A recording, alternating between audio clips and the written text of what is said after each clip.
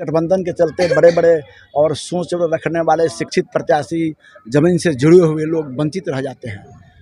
इसका हजारों उदाहरण है, सभी पार्टियों में उदाहरण है और उसी का शिकार हम लोग भी हैं। अभी हमारे साथ जनता दल यूनाइटेड के प्रदेश कार्यकारिणी के सदस्य और ये कह सकते हैं कि नीतीश कुमार का हनुमान और पूर्वी चंपारण से रहे 2 बार जिलाध्यक्ष भुवन पटेल जी मौजूद हैं। सबसे पहले तो सर आपका स्वागत है। आपको भी और आपके चैनल को, आपके दर्शकों को हमारी ओर से बहुत बहुत शुभकामना, बहुत बहुत बधाई। क्या कहना चाहेंगे सर? ऐसा क्यास लगाया जा रहा है कि अगर रक्सौल जो विधानसभा सीट है अगर बीजेपी से हटकर जनता दल यूनाइटेड में जाती है तो इकलौता उम्मीदवार भुवन पटेल जी है, इसकी क्या कहना? बिल्कुल, हम तो 1994 से लगे हुए हैं, पार्टी के समर्पित सिपाही हैं और आज तक के गठबंधन के चलते हम लोग को टिकट नहीं मिला, अपने को प्रस्तुत करने का मौका नहीं मिला कि हमारे अंदर काम करने की कितनी क्षमता है। अगर ऐसा होता है तो हम तो जरूर चाहेंगे कि टिकट हमको मिले या इस क्षेत्र का नेतृत्व करने का मौका हमको मिले। क्या लगता है नीतीश कुमार जी अपने हनुमान जी को कृष्ण रूपी सुदामा पर ध्यान देंगे कि नहीं देंगे? आपकी तो हमको लग रहा है कि अब कृपा हो जाएगी, नीतीश कुमार जी की कृपा होगी, तो लोकप्रिय मुख्यमंत्री हैं, ऐसे आशीर्वाद तो उनका हमेशा बना रहता है। गठबंधन धर्म का पालन करना पड़ता है, इसलिए कभी कभी कुछ हो जाता है, लेकिन अब की बार हमको भरोसा है कि पार्टी के द्वारा हमें उम्मीदवार बनाया जाएगा और चुनाव लड़ेंगे और जनता का सेवा करने का मौका मिलेगा। चलिए, बहुत खुशी की बात है कि अब की बार जो है पूरा भरोसा आने के वक्त जो है सर विजन आपका क्या रहेगा? आपका रक्सौल को लेकर क्या मोटो है आपका? रक्सौल के प्रति हमारा ये मोटिव है कि रक्सौल को एक विकसित, जिस तरह से अंतर्राष्ट्रीय शहर है रक्सौल, उस तरह से इसका विकसित मैंने विकास करना बहुत ज़रूरी है।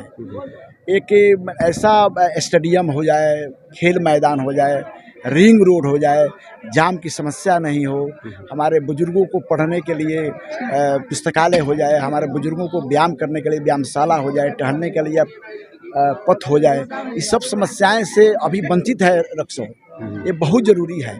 और एक इसका ऐसा मॉडल बने, एक इसका इतना बड़ा विकास करने का एक साधन बने और एक इतना बड़ा सोच बने किसी इंजीनियर से, किसी बड़े दूरदर्शी इंजीनियर से, कि इसको डेवलप करने का जो 100 साल तक इसको ऐसा डेवलप किया जाए कि 100 साल तक इसको डेवलप करने का दूसरा कोई मौका नहीं मिले, इसी डेवलप पर काम चलता रहे।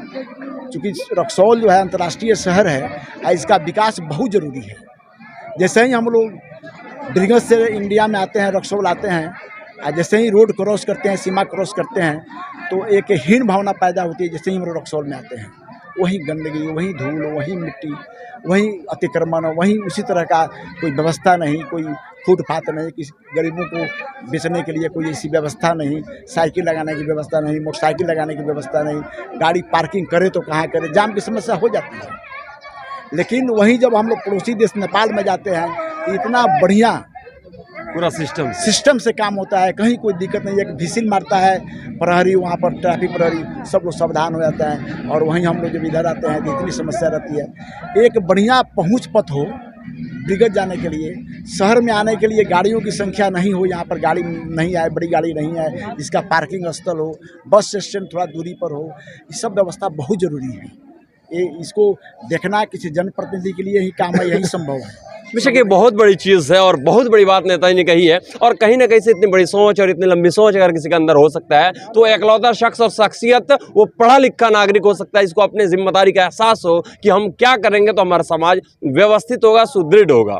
अगला सवाल, हमारे जो दर्शक हैं, हमारी जो खासतौर से रक्सौल विधानसभा की जो जनता देख रही है, उन लोगों को क्या मैसेज रहेगा खासतौर से इन चीज़ों को लेके कि अलायंस की वजह से अच्छे अच्छे लोग मार खा जाते हैं? बिल्कुल बात सही है। गठबंधन के चलते बड़े बड़े और सोच रखने वाले शिक्षित प्रत्याशी, जमीन से जुड़े हुए लोग वंचित रह जाते हैं। इसका हजारों उदाहरण है, सभी पार्टियों में उदाहरण है और उसी का शिकार हम लोग भी हैं। हम लोग से जूनियर लोग आज विधायक हो गए, मंत्री हो गए, हम लोग को मौका ना मिला तो कुछ नहीं कर पाए। कितने अफसोस नहीं होता कि लिखा है कि कितने कलाकार गुमनाम रह गए, एक मौका ना मिला तो नाकाम रह गए। यही चरितार्थ हो रहा है, आज तक तो यही हो रहा है। चलिए, बहुत बहुत धन्यवाद भुवन पटेल जी ने अपना कीमती वक्त दिया। बहुत बहुत धन्यवाद। हमारे साथ मौजूद थे जदयू के पूर्व जिलाध्यक्ष पूर्वी चंपारण और खासतौर से राज्य कार्यकारिणी समिति के सदस्य भुवन पटेल जी। आपने इनकी बातों को सुना, आप इनके बातों से कितने संतुष्ट हैं, कितने सहमत हैं, आप हमें हमारे कमेंट बॉक्स आकर जरूर बताएं। तो आपके साथ मैं फखरुज़्ज़मा, हलचल खबर देखने वाले आप तमाम दर्शकों का बहुत बहुत धन्यवाद, शुक्रिया।